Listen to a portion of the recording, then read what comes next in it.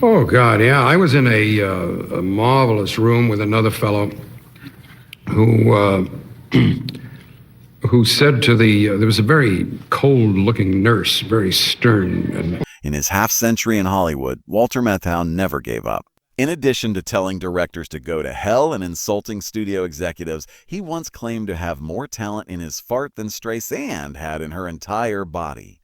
However, there was an incident during a forgotten 1995 interview that is never discussed. The cameras were in motion. The questioning began as they should have. Then the time arrived. Matthau sprang to his feet, tore off his microphone, and walked away. The reason this interview remained secret for 30 years is explained by what transpired subsequently. On October 1, 1920, Walter Matthau was born in the Lower East Side of New York City. Rose Borowski, his mother, had left Lithuania to avoid persecution and poverty. Milton Matushin Skajaski, his father, was from Kiev and had a variety of jobs, including electrician and peddler. They had a difficult life. Families like theirs were crammed onto the Lower East Side. That little area of New York was home to more than 500,000 Jews from Eastern Europe. The streets were packed. The structures were collapsing.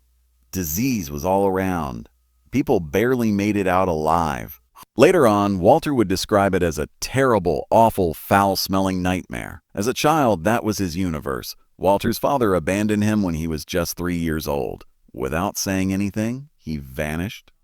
It was not until he was 15 years old that Walter discovered his father had passed away. Bellevue Hospital sent a letter. That's how he learned. Walter and his older brother Henry were left to be raised by Rose alone. She made women's underwear in a sweatshop. The salary was low. The hours were long. In order to get to work, she dropped the boys off at the Daughters of Israel nursery every day. That cost her $1 a week. Rose became severe, even cruel, due to the stress. Walter grew up quickly. There was nothing to do. He learned to take care of himself and to be tough. One cold water tenement after another was their home. These locations frequently lacked private restrooms, hot water, and heat. They occasionally had to use the same restroom as the entire floor. They were never able to pay the rent. Joe. They would have to find a new place to live if the landlord evicted them. Walter recalled reading Shakespeare while hiding in the common restroom as a method to escape the suffering. All of this was exacerbated by the Great Depression. His mother's meager earnings were never enough. He was formed by his continual movement, the cold, and his hunger. He discovered how to find humor in adversity. He acquired survival skills. Walter was working hard by the time he was 6 years old. He operated a card game called Bankers Brokers on the roof of his building. At neighborhood Yiddish theaters, he offered ice cream, soda, and candies. People seeking a brief respite were crammed into the theaters. Walter watched the shows and sold them. He got his first taste of show business there. The selling, the observing, the card games. He learned how to read people and recognize opportunities from all of it. He got his first acting gig when he was 11 years old. He played a minor role in the play The Dishwasher. He made 50 cents per show. Even though that was a considerable amount of money, he continued to sell during the breaks. During intermission, he continued to work the stands and sell drinks and ice cream. Walter Matthau did not immediately pursue acting after graduating from high school. The Great Depression was the cause. It was difficult to find work. Matthau accepted any task that was presented to him. He became a member of the Works Progress Administration, a federal initiative that provided work to Americans during difficult times. He traveled far from New York for one of his first duties. In Montana, he started working in forestry. There, Matthau toiled diligently in the untamed wilderness, clearing roads and planting trees. Although it was a difficult life, he learned the value of perseverance from it. Matthau had an unexpected second job as well. The WPA engaged him to train boxing for New York City police officers since he had boxed as a youth. He met a variety of people while staying in shape, including young men who were eager to learn and gruff street cops. He learned lessons and heard stories from these early events that he carried with him for the rest of his life. Matthau didn't hesitate when World War II started. He enlisted in the U.S. Army Air Forces in 1942. He was assigned to the 453rd Bombardment Group of the 8th Air Force as a radio man gunner. His work was hazardous. During missions, he used machine guns to protect the bomber and maintained open lines of contact.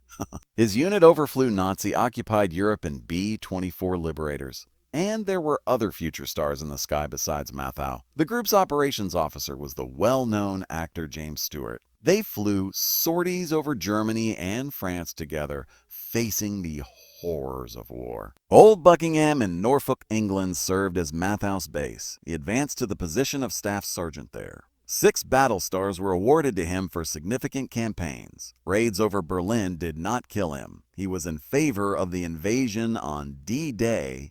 He assisted in bombing important German objectives. These were lethal missions. Many failed to return. However, Matthau prevailed because to his talent, bravery, and a little bit of luck. Matthau went back home after the conflict was over. He attended the New School's dramatic workshop in New York to study acting using his GI Bill funds. Erwin Piscator, a well-known German director renowned for his audacious political pieces, was his teacher.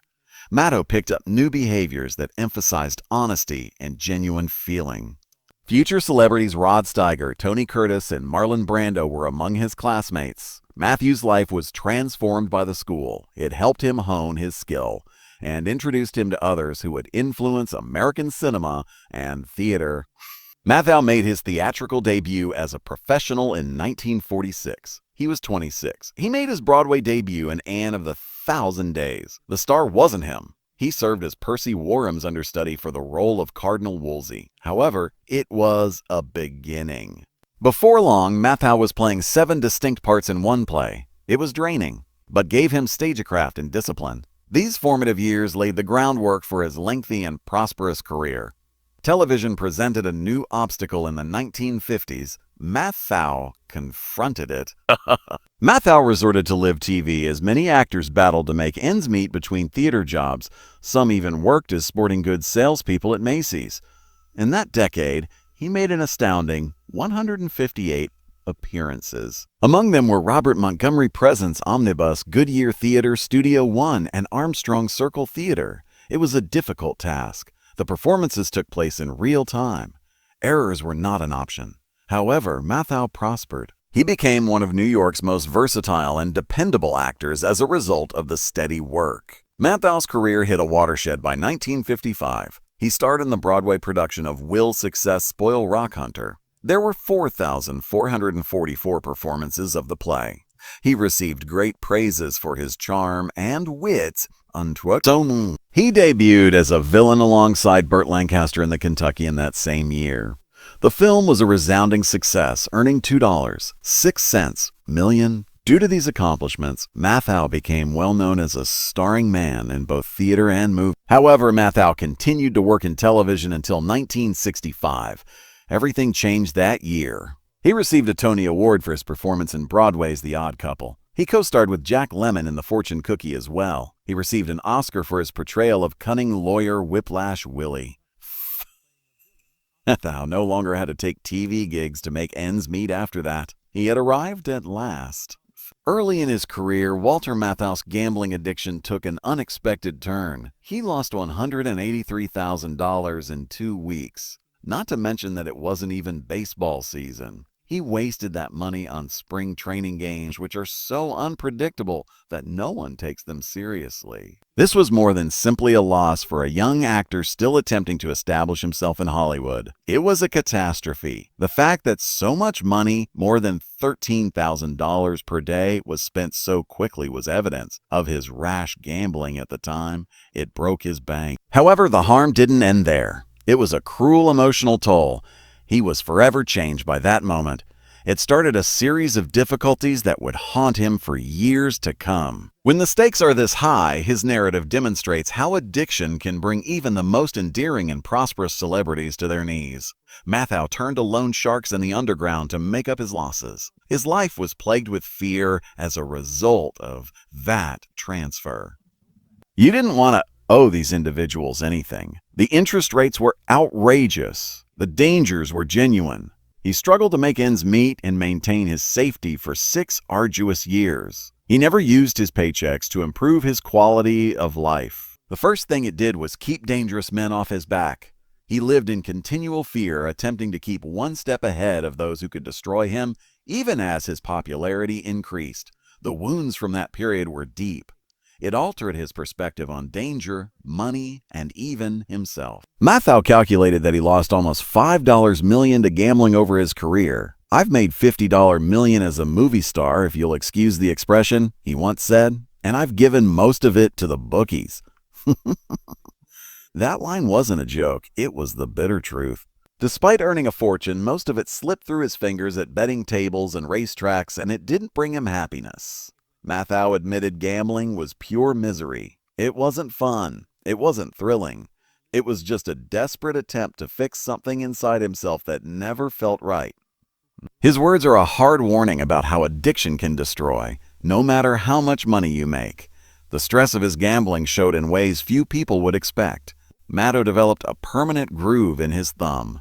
Years of biting his nails while watching games and races wore it down. That groove was more than a habit. It was proof of the tension he lived with day in and day out. Friends and reporters noticed it. They saw what gambling had done to him, not just to his bank account or his mood, but to his body itself. That mark on his thumb was a silent story of decades filled with worry and regret. In 1966, Walter Matthau was in the middle of filming The Fortune Cookie with Jack Lemmon and Billy Wilder when disaster struck. On November 27th, he collapsed on set from a massive heart attack. He was only 46, but years of smoking up to 3 packs a day, gambling all night, and avoiding exercise had taken their toll. The crew was stunned. Production stopped for months while Matthau fought for his life. Doctors warned him that without drastic changes, he wouldn't see another year.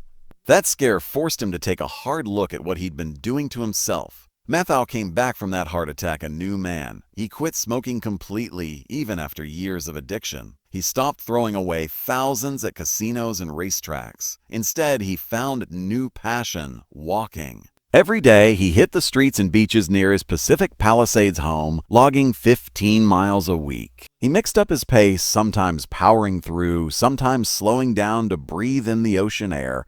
It wasn't just about his health anymore. Friends said he became calmer, more focused, and even started urging others to join him. His wife, Carol, said he was like a preacher for clean living. But health scares didn't stop at one heart attack. In 1976, Matthau went through heart bypass surgery. Back then, open heart surgery was risky. Many would have retired. Not Matthau. He jumped back into work within months. He starred in the Bad News Bears and kept going strong into his 70s. When people asked if he'd retire, he'd laugh it off. "Retirement is alien to my vocabulary," he said. Even after more heart trouble in the 1980s, he kept acting. Some of his best work came during those years, like The Odd Couple Tanini Nanaka Tutoriti in 1998. He often spoke about how that first heart attack gave him a second life. He said it made him think about what really mattered. He valued time with his family, especially his son Charlie. He picked roles that meant something to him instead of chasing fame. And he became a loud voice for heart health, warning others to avoid his mistakes. Yet, for all his growth, Matthau's fire hadn't cooled. In 1968, during the making of Hello, Dolly, he clashed brutally with Barbra Streisand. She was 26, he was 48. The two couldn't have been more different. Streisand was young, driven, and wanted retakes to get everything just right. Matthau saw it as arrogance. He snapped and called her Miss Petumaine, suggesting she was poison. He wouldn't even be in the same room with her unless the script demanded it. Their battles were so fierce that they nearly derailed the production, even though the film had a then huge $20 million budget riding on it. The insults didn't stop there. Matthau once told her, "I have more talent in my smallest fart than she does in her entire body." It was one of the harshest put-downs ever heard on a Hollywood set. He even compared her to a boa constrictor and said she was a freak attraction who became famous before she learned to act. The feud got so bad that when it came time for their wedding scene, Matthau refused to kiss her. The director had to fake the kiss with clever camera work, leaving eagle-eyed viewers to spot the gap between their faces. Matthau's anger boiled over to the studio boss, Richard Zanuck. "Do I need a heart attack? Do I need an ulcer?" he begged, but Zanuck shot back. "The film is not called Hello, Walter." That said it all. Streisand was the star. The studio backed her, not him. And the tension on set became as legendary as the film itself, which ended up a box office flop despite its massive budget. Walter Matthau's Oscar win for The Fortune Cookie in 1966 changed everything for him. Before that, he was respected, but not a major star. In Billy Wilder's sharp comedy, Matthau played Whiplash Willie Gingrich, a sly lawyer with quick wit and scruffy charm. The film came out in October 1966 and marked the first time he worked with Jack Lemmon. That pairing turned into one of Hollywood's greatest duos, lasting 10 films and more than 30 years. His performance was so strong that despite suffering a heart attack during filming that caused months of delays, he still walked away with the Oscar for Best Supporting Actor at the 39th Academy Awards in April 1967. He beat big names like James Mason and George Segal. That win lifted him from character actor to leading man overnight, and Whiplash Willie became one of comedy's most unforgettable roles. Just a year earlier, in March 1965, Matthau made his mark on Broadway. He played Oscar Madison in The Odd Couple at the Plymouth Theater. His messy, sharp-tongued sports writer lit up the stage, and his chemistry with Art Carney, who played the fussy Felix Ungar, was electric. The play ran for an incredible 964 performances. Mathau's take on Oscar won him the Tony Award for Best Actor in a Play. It was his second Tony, the first coming from A Shot in the Dark in 1962. What made it even more surprising was that at age 44, Matthau had never been the headliner of a Broadway show before, but the role fit him so perfectly that it turned him into a major star. The success led to the 1968 film version, a TV series, and endless revivals. Mathau's Oscar Madison became a legend. And so did Matthau himself. What's funny is that Matthau originally wanted to play Felix Ungar, not Oscar. He told Neil Simon that Oscar felt too easy because it was too much like his real self.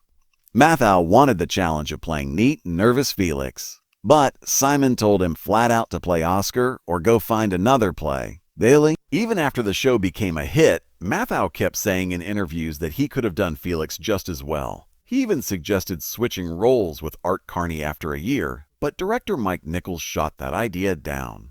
Neil Simon later said it was hard to even imagine Matthau as anyone but Oscar. Looking back, it's amazing how close we came to a very different Odd Couple. Neil Simon thought the world of Matthau. He called him the greatest instinctive actor I've ever seen. Simon said, Mathau's style, his slouch, his tired look, his dry humor, inspired the character of Oscar Madison. Standing 6'3" with a droopy face, Matthau could turn a simple line into comedy gold just with timing. Simon thought that Matthau's character made the drama come to life. Matthau was so fearless, according to George Burns, that he didn't require hilarious lines. Oscar Madison became one of the greatest characters in American comedy thanks to Mathau's combination of charisma and witty delivery.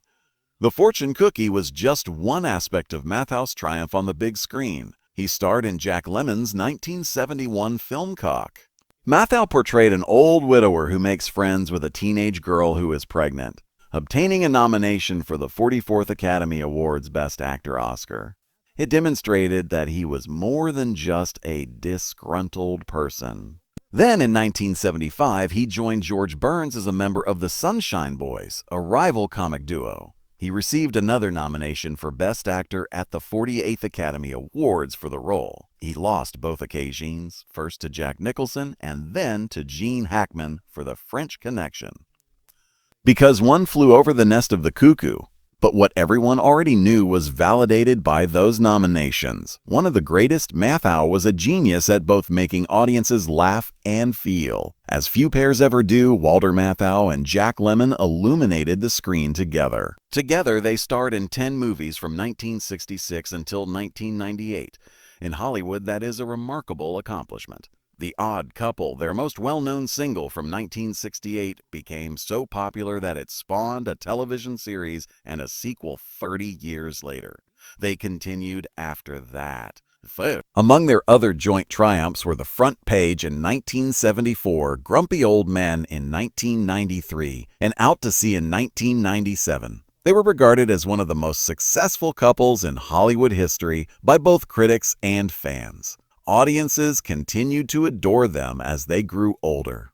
In the United States, grumpy elderly men brought in over $70 million, a huge profit for a comedy starring 70-year-olds. With Matthau, Lemon did more than just act. In 1971, he even directed him in Caan.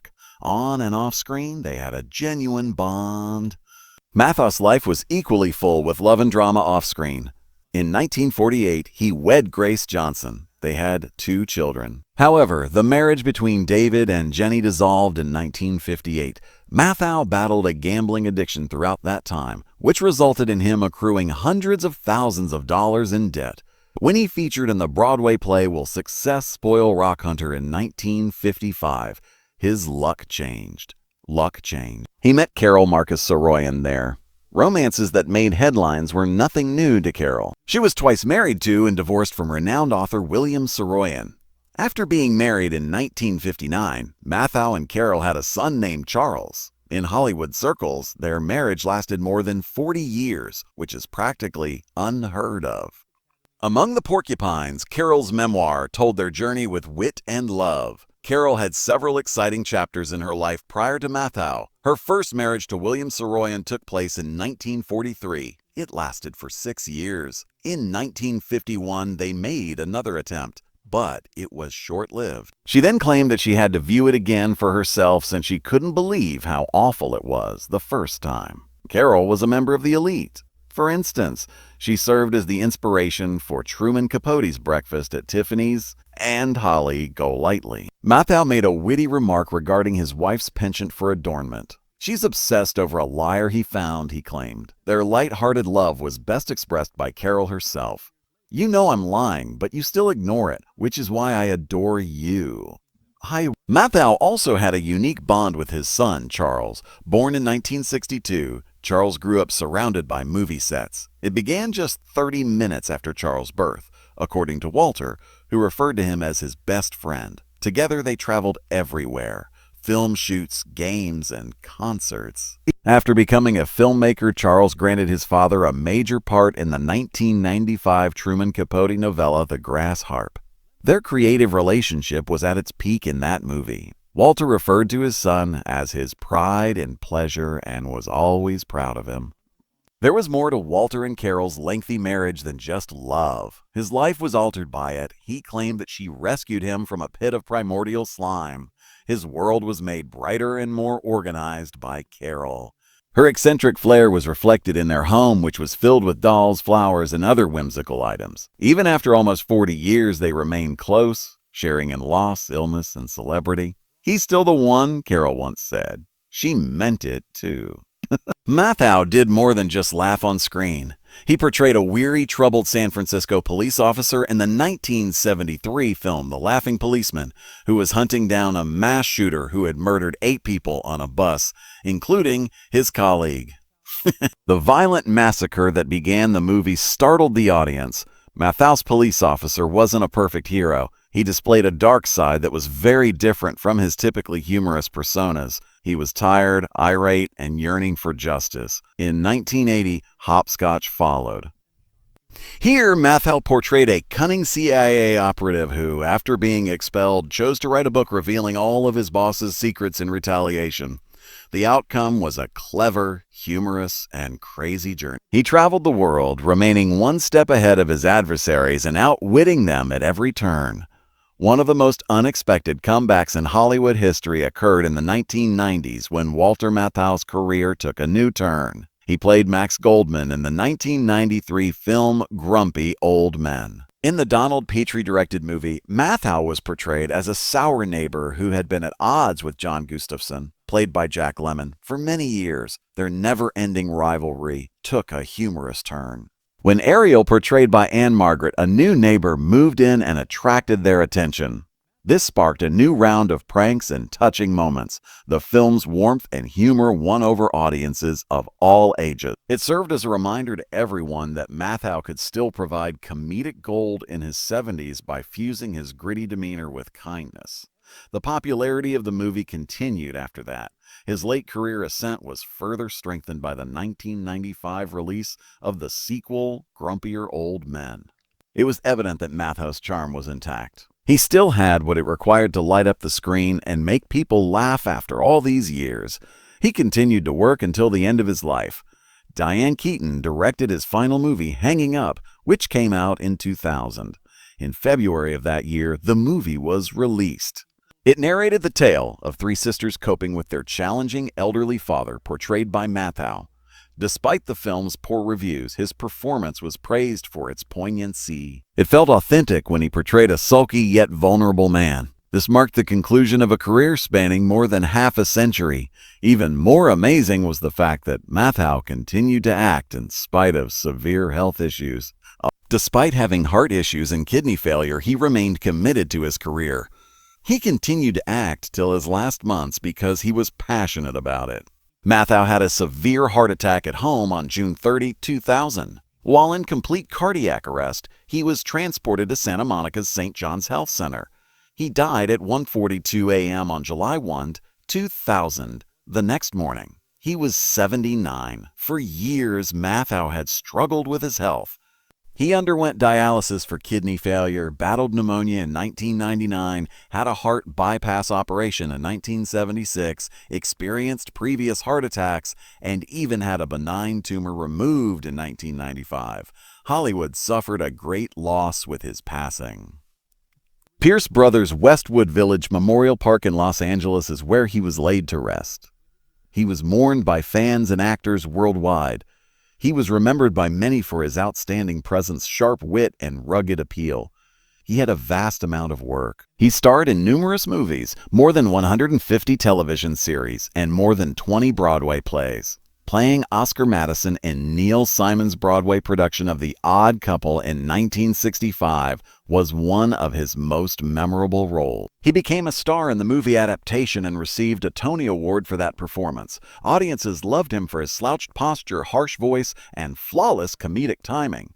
His impact extended beyond his acting career. Dan Castellaneta, Homer Simpson's voice actor, first modeled Homer's voice after Matthau's rough voice. Even if the voice evolved throughout time, Matthau's original touch remained at its heart. His ability to blend emotion and comedy in each job made him an inspiration to aspiring comedians and performers. Behind the scenes, Matthau's practical jokes were well known. Off camera, he enjoyed making people laugh. In jest, he once claimed that Foghorn was his middle name, a humorous reference to his deep, hoarse voice. To see how others would respond, he also came up with outrageous names like Matushin Skaisky. Those who worked with him loved him even more because of his fun side.